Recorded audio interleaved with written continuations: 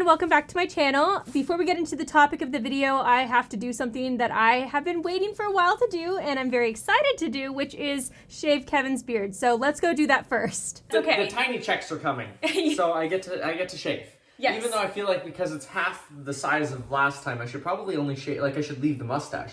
Or just have like a half trim. You just pick a side, left or right. Yeah. But that could give away political affiliation. So. So we should just do the whole thing. The whole thing's Yeah, gotta go. we don't want to give that away. All right, Kev, it's time for you to hold the camera. Wait, but I got the shaver. Well, I'm going to do it.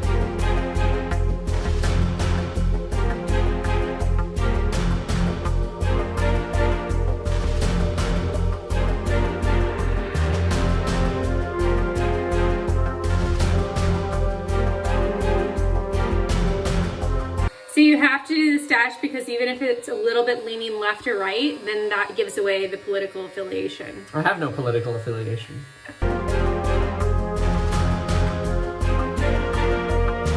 Today, Kevin and I wanted to talk. Hey. Yeah, come on out, Kevin. We wanted to talk to you about something that we have been discussing since before the pandemic, but even more seriously since the pandemic started, regarding a big change that will be happening to our family, hopefully kind of soon.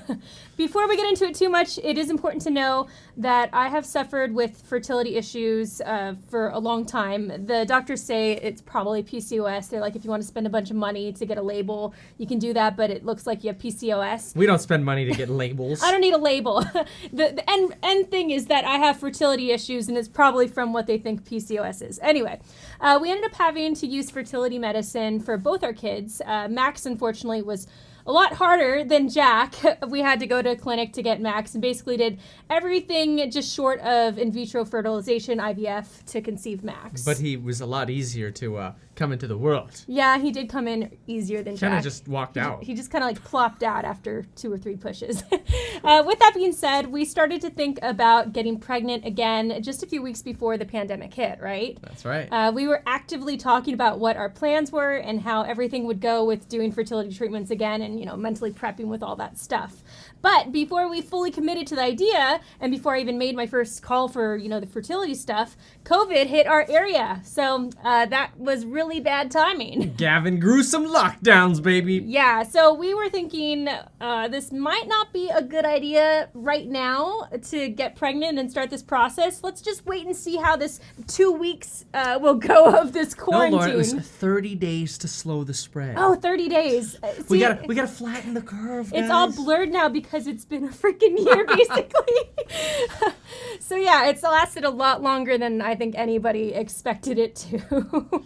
But that whole year, I could have been basically making a baby, right? It was a lost year. You could have been brewing a child. And seriously, I wish I could go back and do that. I literally do nothing anyway. Like I'm not.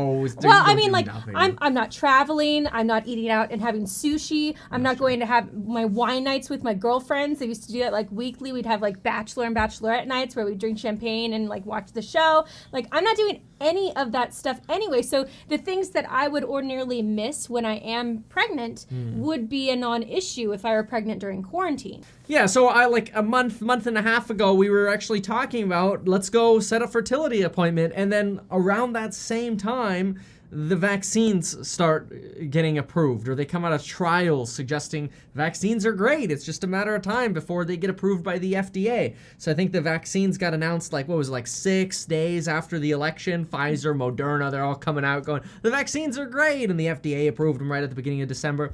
And so we were thinking we were thinking about maybe doing fertility treatments in January for a child, but they say you shouldn't take the vaccine if you're pregnant or thinking about getting pregnant, because they didn't test that in the trials yet. So now we're in the spot where okay, well, do we take the vaccine now and then wait the 2 or 3 months? I think they recommend 2 months after your second dose. So you delay 4 months from when you get it. Right. Because we're not going to get it. I mean, when are we going to be eligible? And that's the thing, everything's so unknown. 30 here.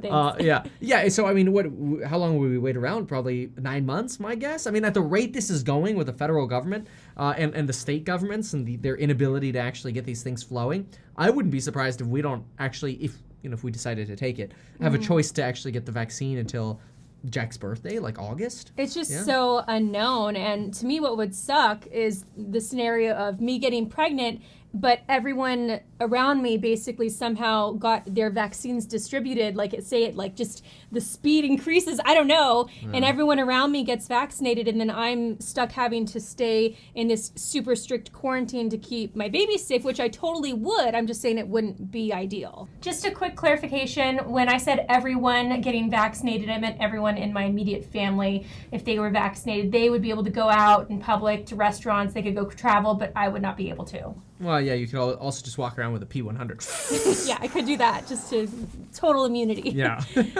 Yeah, I mean, like, I guess ideally, if the country weren't super slow, at least right now in these initial ramp phases is getting this vaccine out, you could just get your vaccine, you know, and then fine, go get pregnant in May or something like that. But now it's like, well, if we're not going to be able to get the vaccine until August or June, I mean, you could have been having a baby that whole time. I mean, the baby would come, like, you know, in September if you got pregnant now. We just don't know. There's so much uncertainty, and there's so much lack of information about who's going to get it and when. And then me thinking about, you know, it takes, you know, time to do the fertility route. So that's going to be months doing that.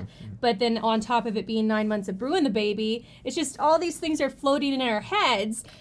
We don't know what to do. Should I go book the appointment? Should I wait for the vaccine? I think the two options are wait for the vaccine. If you wait to the vaccine, you'd have to do the fertility stuff anyway. So realistically, let's say you got lucky and you got the vaccine June 1st. Yeah. That's the 6 month mark. So June 1st, you got the vaccine. You're not going to get your second dose until probably July 1st. Then you got to wait a couple months for safety, they say. So then you're at August 1st. Then you start the fertility process. You get pregnant basically in October or November or November of next year. As long as it goes 100% smooth. Assuming all those time frames are accurate. Yeah. Because it could take even longer to get the vaccine. Or it could take longer to get pregnant. Right. Yeah. But we're also at the end of the criteria, I think, for getting the vaccine. Yeah, 28, 30. I have pretty bad chronic asthma that I can maybe use, but I'm a healthy weight. I'm relatively young, so it's like we ain't getting ahead of line. So the choice is wait to basically October, November is one choice and be vaccinated, or just get pregnant, have a baby. During that time, do the in vitro as soon as possible, or whatever you got to do. I don't know. Hopefully, it's not as that intense, but whatever you got to do, and then be pregnant and have a baby by the time you would have gotten started. Anyway, you know. Yeah.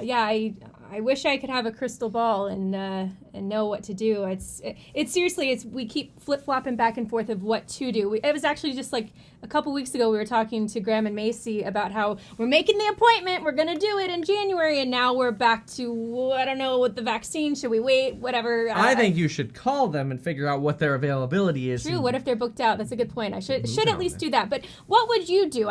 Would you wait? Would you get the vaccine and wait, or would you do the fertility route? Or skip the vaccine and just make a baby right now. I mean, we did have like 9 months of quarantine here, Lauren. And I'm not pregnant yet, unfortunately. Exactly. So it didn't work. I need to call the fertility clinic if I'm going to get pregnant. I don't want to waste any more time, and we want to have a big family. I'm very anxious, but I want to make the smart decision. So otherwise, there's a big gap between the kids too. That too. I want our kids closer together. What's Jack's 5 now? Max is turning 3 this month now. Jack is 5.5. Max is already turning 3. You know, the next one, I mean, in 9 months from now, Max is almost going to be 4 when the thing would be born. Yeah. That's crazy. It's crazy. Leave a comment below. Tell me what you would do. I am curious to know what your opinions are, and I'd love to hear from you. So anyway, thank you so much for watching, and we will see you next time. Bye. Just make sure to get your life insurance in as little as 5 minutes. Forget that one. Link down below next to the link for free stocks with Weeble. Y'all done? All done. Okay, all done. Bye.